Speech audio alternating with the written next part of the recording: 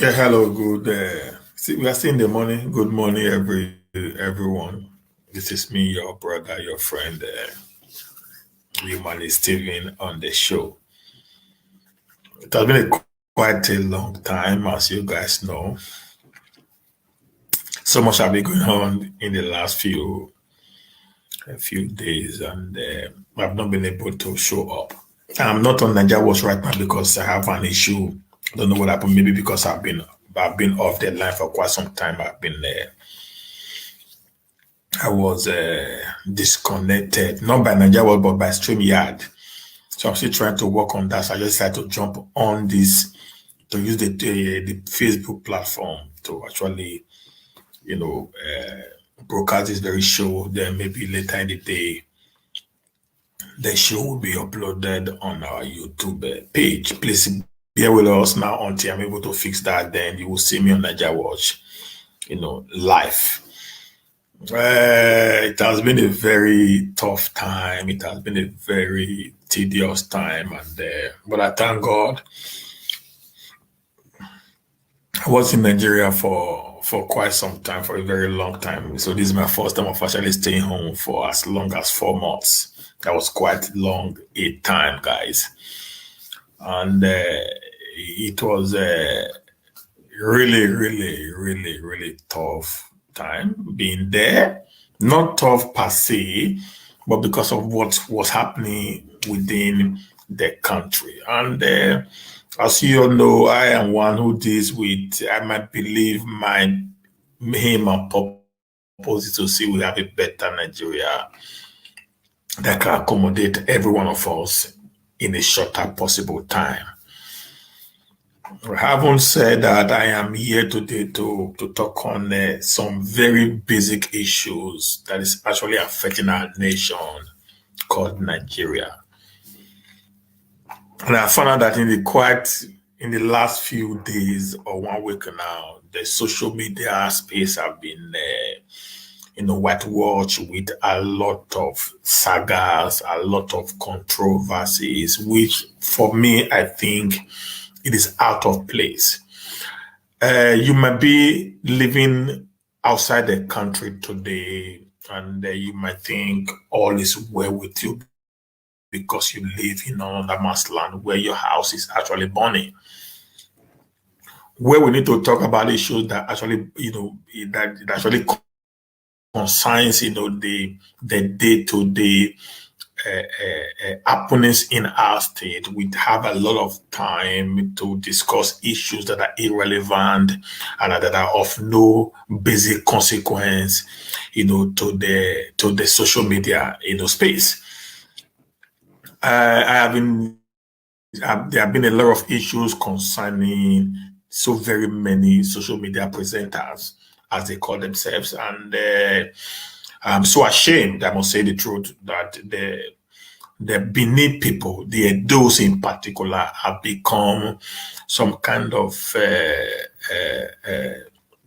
nuisance in the social media space. We go around issues that we need to have discussed privately and not be put in the front burner, where we discuss our private lives to the point that we begin to,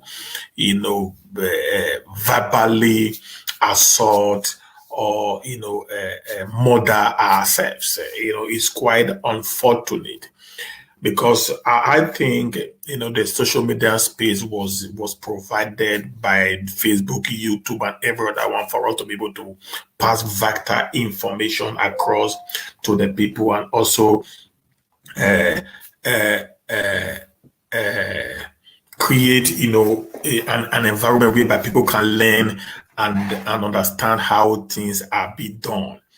It's an avenue for information to be released, for security, for businesses and all that and that. But to us, the business that become a platform where we discuss our private lives, where we discuss issues that are supposed to be discussed behind the cameras, are being put, on the front of every, given opportunity that we had to talk. And it's really not going that way with people like me, who is also a Benin man, who sees Benin as the hallmark of civilization and normalcy.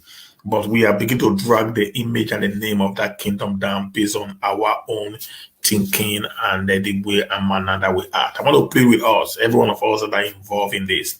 Please, I know that many of us want to get viewers through Saga because that's the only way you can get view to through things that are actually not meaningful, because people, black man, always love to listen to things that have no basic importance to their lives than actually wanting to listen to those things that would develop their inner and outer man. That is who we are. There's an adage that says, if you want to actually deceive a black man, put anything you know that is important into a book and they will never read. The same way, if you want to actually get a black man, off from the lane of success, then just put something inside a show that does not have to do with telling stories, insults, and all that they are not ready to listen, because we just want to listen to what is actually working for us, what we think it will give us, smile and all that and that. But that is not actually the reason why this very platform was created. If you check the white man, check every white man who's a presenter on the social media space, what do? They come there to educate the people. They come there to pass information to their people so that the people will understand what is happening within the geographical location where they actually lives, or where they base, or even where they come from. So that is the essence of this information, passing across, because that's what the world has become a global village. As I'm talking to people all over the world that's actually listening to what I'm saying right now, it's like I'm just at the back of their yard, communicating. So whatever you do today, guys, let me tell you something. Whatever you do today, guys, is going to be on this space for the next 50 years. And you guys just need to be a little bit, be careful, guys. Whatever you do is going to be here for 50 years or even more. Your children, your grandchildren are going to see some of these nuisance we are creating today on the social media. It's going to fall back to us. I don't understand why issues that needed to have been discussed behind the scene are now be put on the front burner. It's so pathetic, guys. People like me, it actually makes me want to just sink. You understand what I mean? I want to just sink. Because I expected us, based on what Nigeria is passing through today, there is a level of insecurity from the northeast to the northwest to the north central, down to the southeast, southwest to the south. Every nook and corner of the nation is bleeding. It's bleeding, guys. Edo State today, Professor Sadolon was just kidnapped yesterday. Professor of engineering from the University of, Apostolic University in Edo State was kidnapped yesterday. And the kidnappers are demanding for a woeful sum of 18 million, guys. None of you guys is talking about that. There is killing everywhere in the nation. The nation is under siege. We are at war. People are dying. I am there. This is what I saw live, guys. People are dying. There is starvation in the land. There is high level of insecurity. There's high level of underdevelopment. There's high level, of wickedness in the land. This is what we need to bring to the world to hear. Listen to the Igbos talking, guys. Listen to the Yorubas. They speak for the emancipation of their people. Not bring up private issues that does not have, any coloration to what is happening around us. I'm a little bit disappointed, I must say the truth. Yes, these are some of the reasons why I just have to like stay off, from the social media space, because I felt I am not part of this category of people.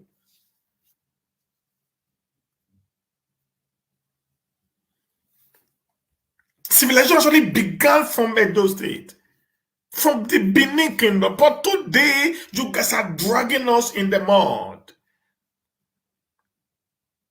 You are gradually destroying the fabrics that actually makes up the ancient Benin Kingdom with our attitudes on social media. Every presenter today are jumping into this old brouhaha in order just for us to get views and get money. You don't make money at the detriment of your ancestral custom and traditions. It is wrong, guys. I don't know what you guys are thinking, but I am feeling a little bit becoming weird. I want to play with us. Those of you who are at the front of the camera, who wants to become celebrities, please do it the right way. Don't drag your custom, don't drag your tradition down, all in the name of wanting to become this well known whatever in the society. We are the face of the Edo people today. If you don't know that, you might not understand the position you find yourself today. We are the face of the Edos because the people see us today. People hear us. People listen to us. And many people have begun to believe in us. So whatsoever you do today is becoming a norm. And others are watching us.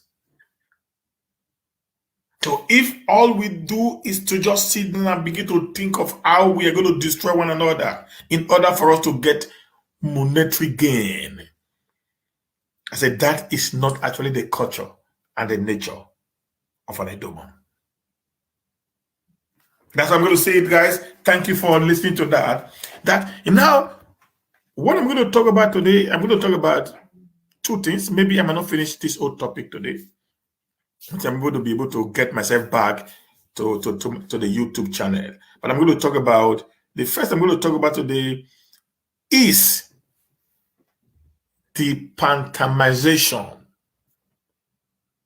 of the Nigerian state, the hidden truth. Like I said, I've been home since January and I just came back a few days ago.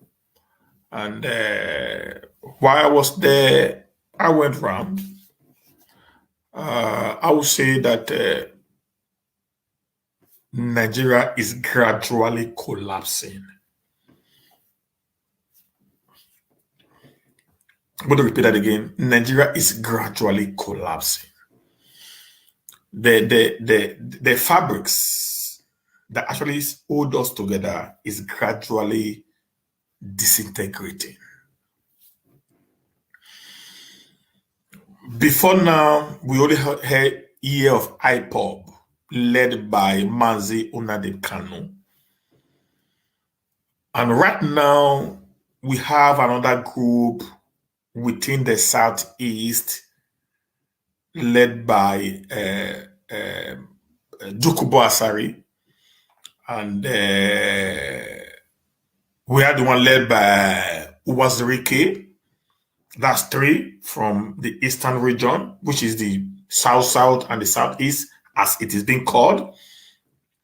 Now, the Yorubas that we actually thought were actually enjoying the atrocity of the Fulanization and the northernization of Nigeria today are beginning to also clamor for the same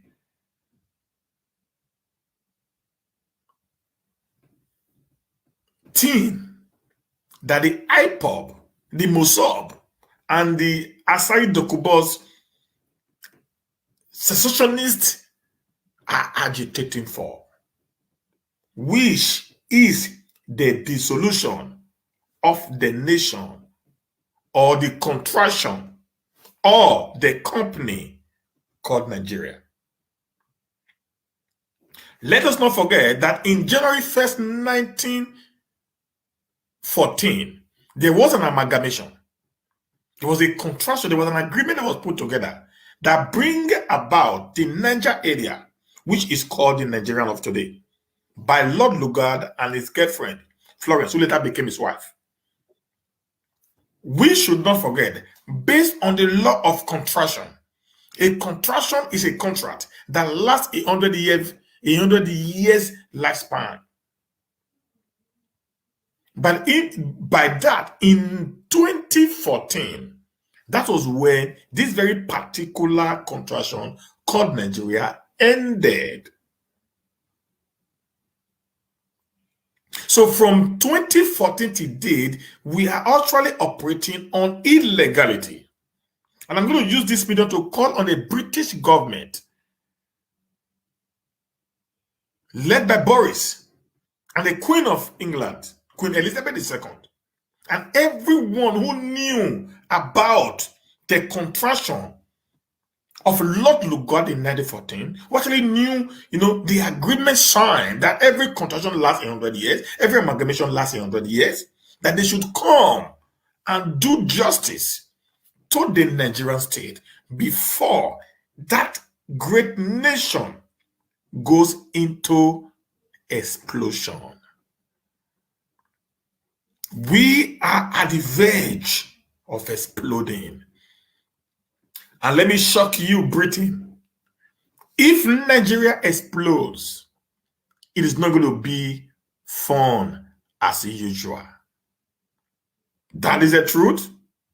Nothing but the truth. It is going to be a very disastrous issue, not just for you, but for every African state. A country that has over 206 million people should not be allowed to go into anarchy. Having said that, in 23, in 27, in 2011, this guy, now the president of Nigeria today, President Muhammadu Buhari, actually contested in this series of general elections to become the president of Nigeria. And I'm very sure, but both of you can still remember, in 2011, after he actually lost to the then president Ebele Jonathan, he was at the Abuja fountain, and he made a very drastic and very dramatic statement. And when he did all that, nobody actually arrested him. In 2014, he came out and said, if what happened in 2011 happened in 2015, that the monkeys and the baboons will be soaking blood. I hope you guys have not forgotten this very particular phrase that came from the then General Muhammadu Buhari. Okay, and you also can still remember that in between 2010 and 2014, when the rise of the Boko Haram actually came, this same guy also said that the government of the then Goodluck Jonathan was actually killing the Northerners in order to reduce the population of the North for the sake of the 2015 general election. You guys should also forget, on January 2nd, 2014, when what we call subsidy was removed from the oil sector in Nigeria, we have Occupy Nigeria, led by General Muhammadu Buhari, Bola Ahmed Tinubu, Tunde Bakare, and many other politicians of today, including Saraki, Dino Melaye, Patotomi, and many, even Dele Momodu. Okay, guys? I'm just trying to take you through history lane for you to get where I'm going, where I'm going to, guys. Now, in 2015, Faith was smiling on Jonathan, and unfortunately for the Buhari government, they won. I'm going to say unfortunately for Buhari government, you're going to know why. They won the election. Whether by hook or by crook, nobody cares. And they were expecting, based on the information that is at the front burner today, that the President Muhammadu Buhari opposition party did actually employed machineries to come in and get prepared for an onslaught on the people of Nigeria if General Muhammadu Buhari actually lost the election. And we were told that the governor of Kaduna State today, Malam Nasari El-Rufai, was actually the man who spearheaded the importation of foreigners into the nation in preparation for an anarchy on the people if they fail to be declared the winner of the 2015 general election. Unfortunately for them, the man who said the blood of any Nigerian is ambition does not want the blood of any Nigerian actually gave a call to the president now, even before the result was announced. That eventually destabilized the plans that was orchestrated by these people in order for them to make the government of Jonathan ungovernable if he had won the 2015 general election. Guys, I'm coming. I'm just get this closely. You're going to understand why I said the patronization of the Nigerian state, the hidden truth. Now, if you remember, in 2016, immediately they were sworn in on Channels Television, precisely, if I am not mistaken, it was on Channels Television, the governor of Kaduna State, Malam Nasari El-Rufai, said he went down to Mali or Senegal and paid some persons to stop the killing of his people. Okay, this man, he went to Mali or Senegal and paid some persons to stop the killing of his people. Then Kaduna was on fire. Now, between 2010 and right now, there was a man called Dr. Isa Ibrahim Pantami, the current Minister of Communication and Digital whatever. He was an extremist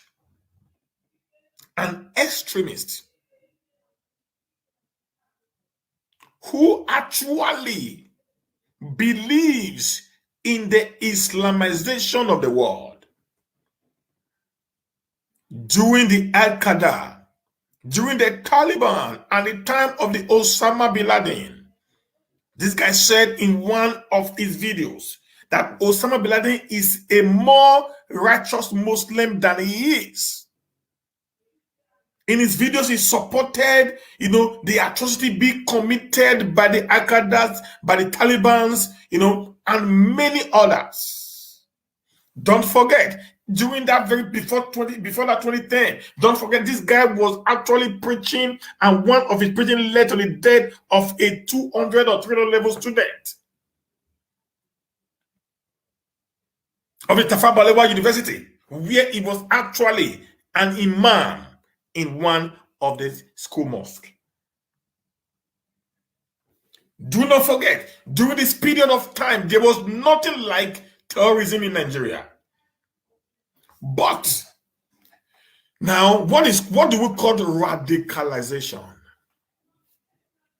Radicalization is the idea of trying to brainwash people into believing what you actually believe in. And this is a process that takes time. Now, there might be moderate Christians and moderate Muslims, but when you now have a fanatic, an extremist in either the Christian fold or the Muslim fold, they will begin to brainwash those people who do not actually understand the doctrines of the Quran and the Bible. Okay?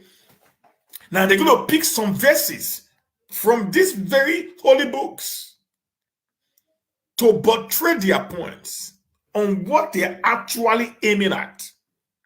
And because, like I said from the beginning, Africans do not actually read. We hate reading. I can promise you, many of these guys who are actually these extremists today have not actually sat down to read the Quran comprehensively. Or have they actually sat down to read the Bible in totality? They are always dealing on the scriptures being picked out by their leaders to buttress their points. Now, between 2003, while this man was preaching all this very, extremist view of Islam and jihad, he was breeding up monsters within us. Okay, just follow me.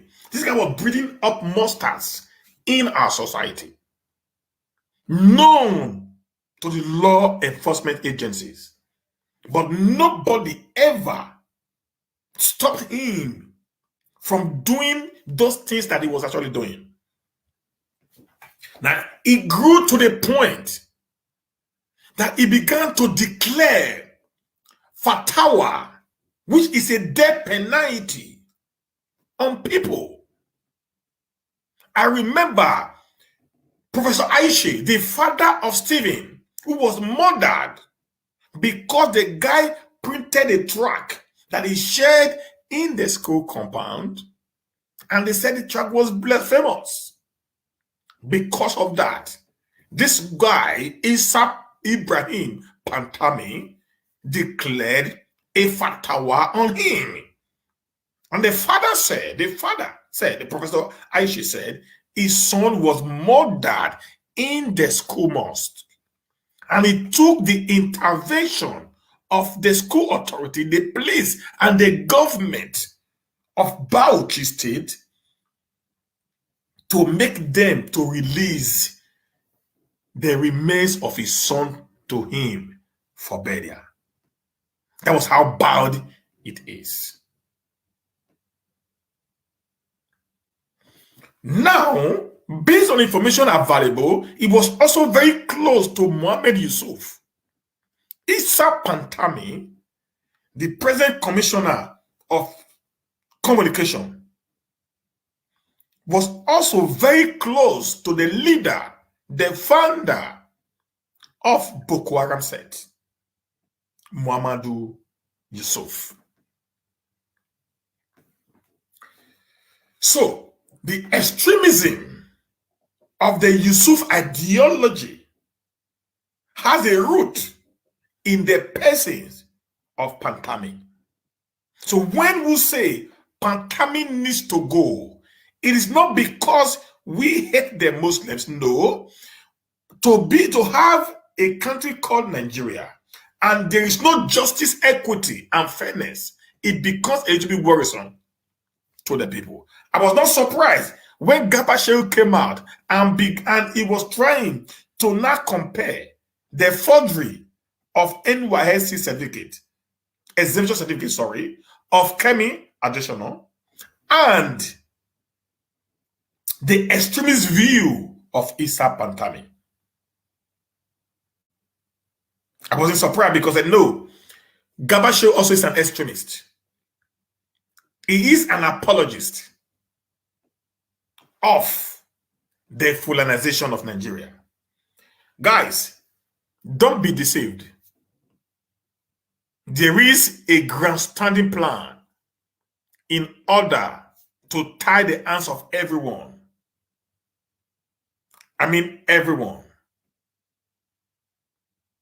in the South and the Middle Belt for the few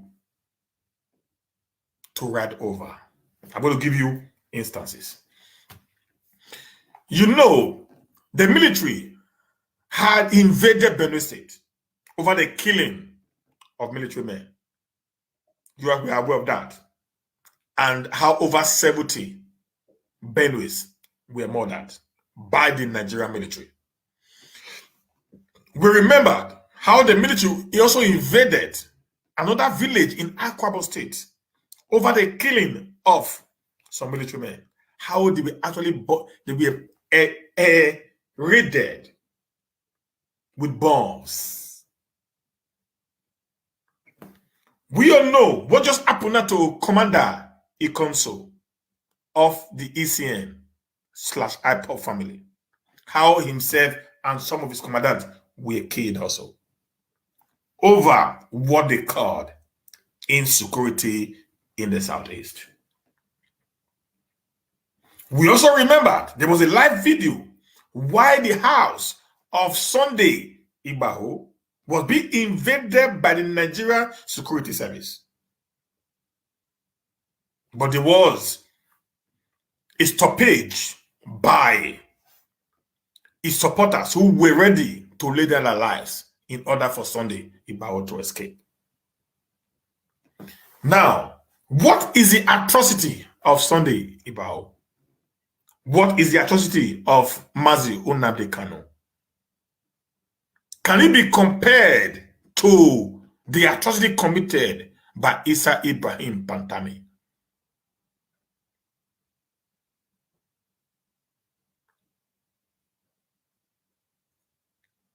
Or what is the atrocity committed by Commander Ikonso?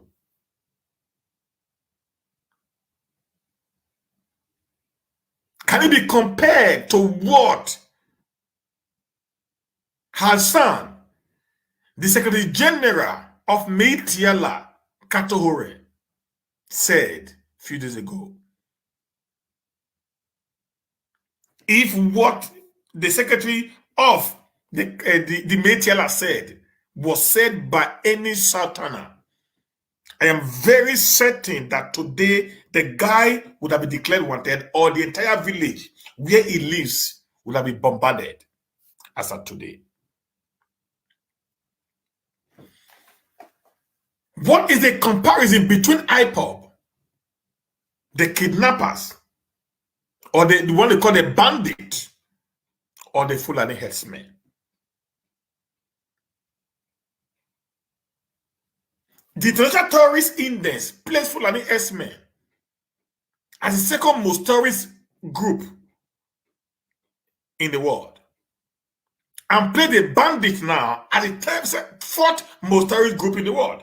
Boko Haram the first,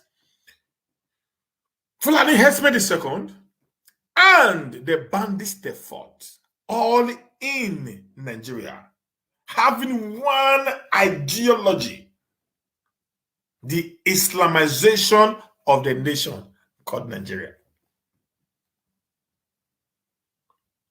So when I say the patronization of Nigeria, the hidden truth, these are the facts. There is an iota of truth from all the conspiracy theories that there is a plan, there's a grand plan in order for the government of President Muhammadu Buhari to actually tie the hands of every other part of the nation for the Fulanis to raid on. When a Fulani kills men, rape our people in the South or in the Middle Belt, The government says nothing, do nothing, hear nothing, say nothing. Even when the people cries. But when a Fulani is being attacked by whatsoever means, you're going to see the spokesperson of the government, Gabashew, Femi Adesina, and every other northerners, including the Zamfara state governor, coming out threatening other parts of the nation as a result of the reprisals of the people over what the Fulani elders are doing in their respective different states. Right now, there's also another conspiracy theory going on in Kaduna State. You know, the people that were actually in the Federal University of Forestry or wherever, and the Greenfield University that were kidnapped. There is, a saying that all of them are actually from the Southern Kaduna, which are Christians. Actually, the owner of the Greenfield University is a Southern Kaduna man, which are Christians. And most of the people that were kidnapped are actually Christians. So to Nasser El-Rufai doesn't give a hoot, doesn't give a damn about what is happening. But don't forget, when the Shibo girls actually happened in 2014, if I'm not mistaken, El-Rufai said, if, and I quote, the children of the dead President Goodluck Ebele Jonathan, was among the people that was kidnapped, he would have done everything humanly possible to set them free. But today, he has said he's not going to pay any ransom. He's not going to do any negotiation with the people. If even the students, the children are being killed. So today, I'm very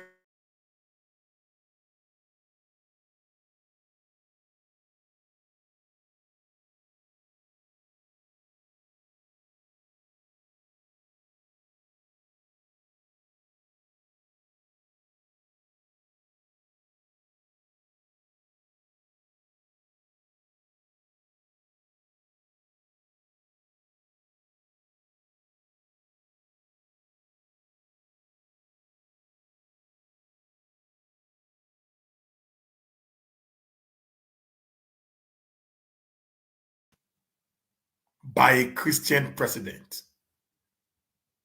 we would have seen the reaction from the other side. Now, I'm going to give you some things. The governor of Ebonyi State, of Enugu State, Ifeanyi, actually said something that struck my mind. I want us to actually listen to. We will say there is a grand plan. You guys should be on the social media here, messing up yourself. You'll be shocked. Your homes, your family will be wiped out before you wake up one morning. They'll be doing saga everywhere. Just continue to do what you're doing. You'll be surprised one day. It will dawn on you that you just made a mistake exposing the rot and the evils in our society. Now, this is what President Ifeanyi of Ebonyi State said. No, of Enugu State said. I'm going to just read it verbally, word by word. Said, I put a call to the President Muhammadu Buhari. I was put on hold for over an hour, 15 minutes. This call was made in the presence of 13 men and 14 women. The president's aide told me that the president will get back to me. Hear this. The president, through his aide, after 4 hours, told me that the president will do something about it.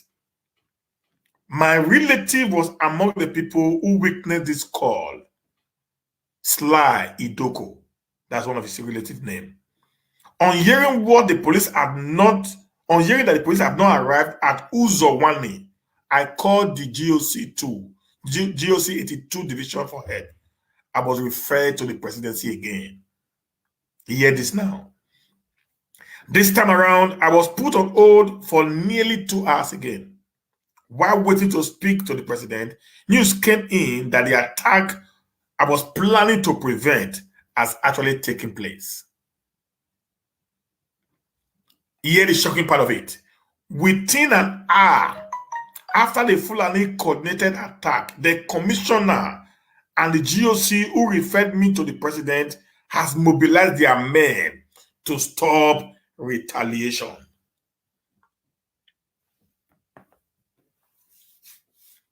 Within an hour, a man who was waiting to speak to the president for over 7 hours, within an hour that the Fulani has already struck and they have run away, there was a mobilization of the police and the soldiers to stop retaliation from the community where they were attacked.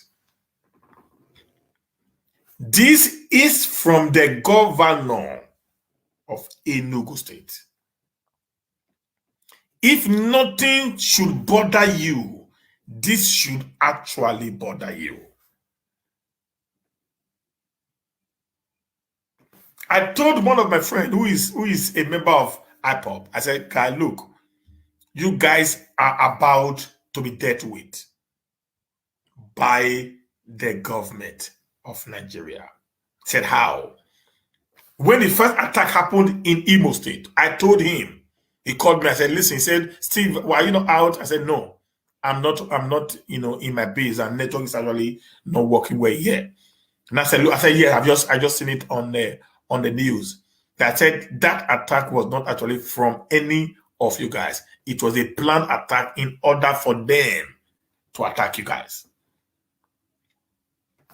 Then another one happened. How can you imagine a prison yard very close to the government house, close to the military base, close to the police base, will be attacked for over 4 hours or so, and there was no reprisal from any of these security people? It is very, very suspicious, guys. What you see them doing now is to find a way to bring down the tempo that the Igbo people, the Southeasterners, are actually getting, the momentum that they are gathering all over the world. Do not forget that the British government actually gave the IPOB an asylum. So they knew that the agitation for the actualization of Biafra is becoming a global issue. So what they had to do is to tarnish the image of the people, of the agitators first. And the only way they can do that is to buy in on the loopholes, the little mistakes here and there that was being made by the agitators.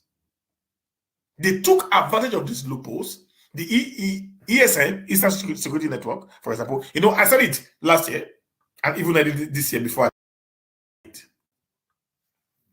To hear such a word coming out from a government that was supposed to have defended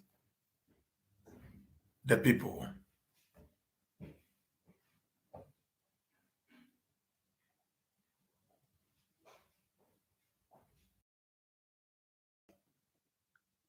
Will not become the third worst governed country in the world.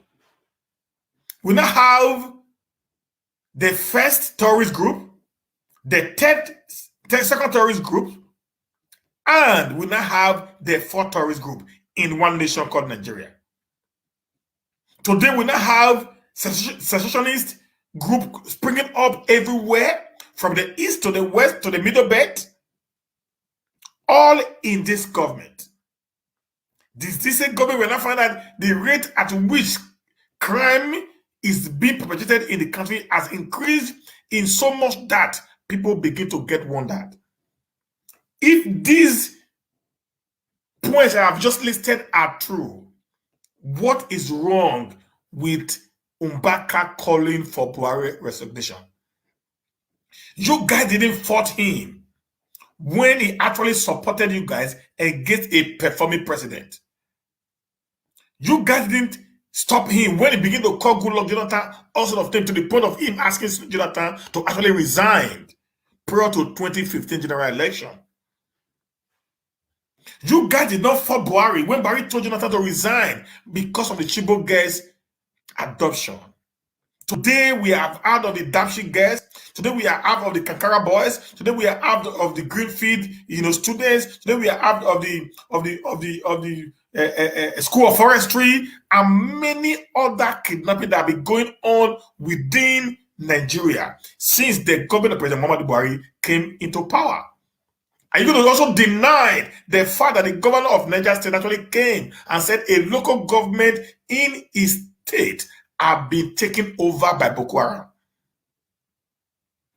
Or are you going to also tell us that the bandits have not taken over the entire, forest between Niger State, Kaduna State, Katsina, Sokoto, Zamfara? Are you going to tell us that there is no fewer than 70 people killed by Fulani Esme in Benue State? Are you going to tell us that the Fulani Esme did not actually go to the IDP camp in Benue and murder 6 persons? Or are you going to tell us that there was no killing and raping in Enugu, in Anambra, in Abia, in Imo, in Edo, in Delta, in Rivers, in Bayelsa, in Ogun, in Oyo? Are you going to tell us that there's no kidnapping happening right now in the city of Lagos? Are you going to tell us that there is no destruction of people's farm by Fulani herders, and when they talk, they massacre them, they machete them? If these are true, what is wrong in Reverend Father Mbaka calling for the resignation of President Muhammadu Buhari? Now let me go on. So the president has alleged that the spiritual director of the Adoration Ministry, Father Mbaka, is asking President Muhammadu Buhari to resign or be impeached because the president refused to give him contract. For goodness sake. Shehu Gaba, why did you support the president? Festus Kayamo, Ahmed Bola Tinubu, Amechi Rotimi, Silva, Babatunde Fashola, all of you that supported the president, what was the reason of you supporting the government today? Is to have one portfolio or the other. That's the reason.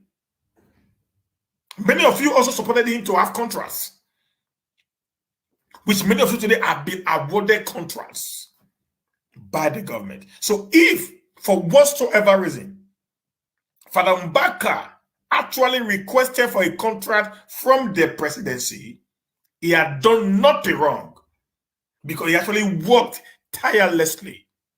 He put his priesthood on the line during the 2015 general election.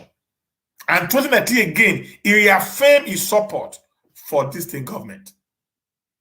So if he had come out to request for something from the government of Buhari, I do not think he had done anything wrong. Let's go on. Shehu Gaba, a presidential spokesperson, in a statement via Facebook on Friday, April 30th, claimed the clergy once demands contract as compensation for supporting Buhari 2 terms to win the presidency. He said, Father Mbaka asked for a meeting, and to the shock of the presidential aide, he came accompanied by 3 contractors. The president graciously allowed him in, and to everyone's surprise, Father Mbaka asked for a contract as compensation for his support. Anyone familiar with the President Buhari knows that he doesn't break the laid down rules in dealing with contract or any other government business for that matter. He requested the appropriate authority to deal with the matter in accordance with the laid down rules.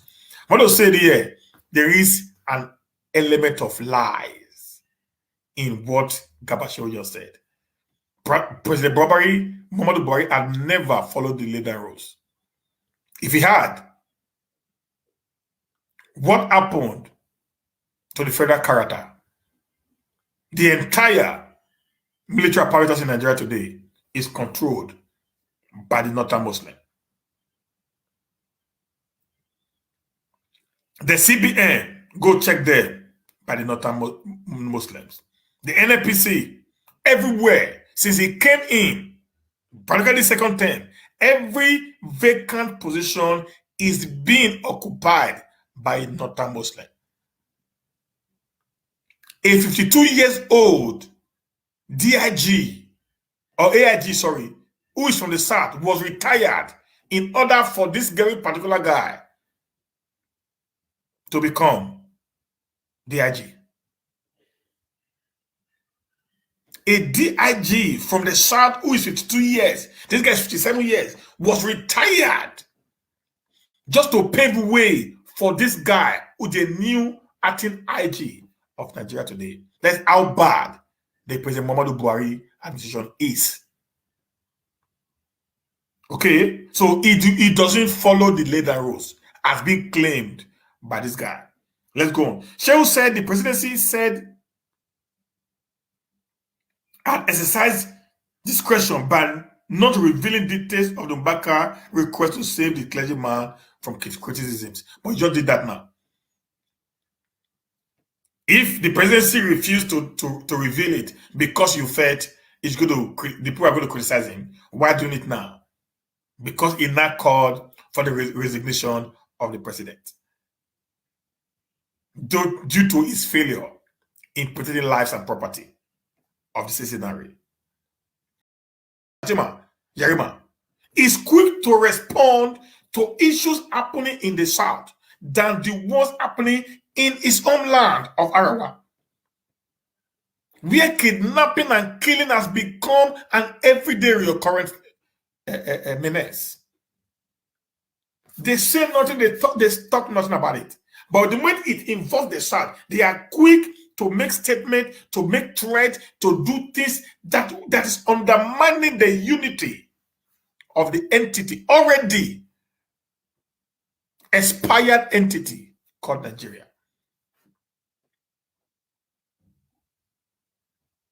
I want to beg all of us who are in the social media space today, it's our time we wake up.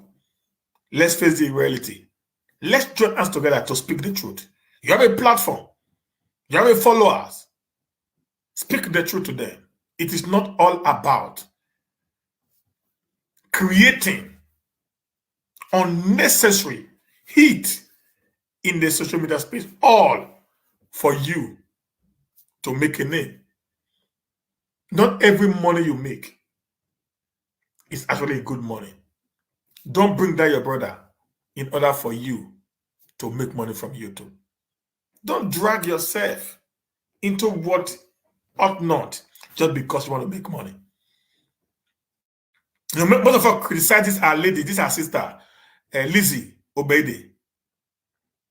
You know, when she was doing some things that most of us were criticizing her. Now, let me say something very clearly before I go.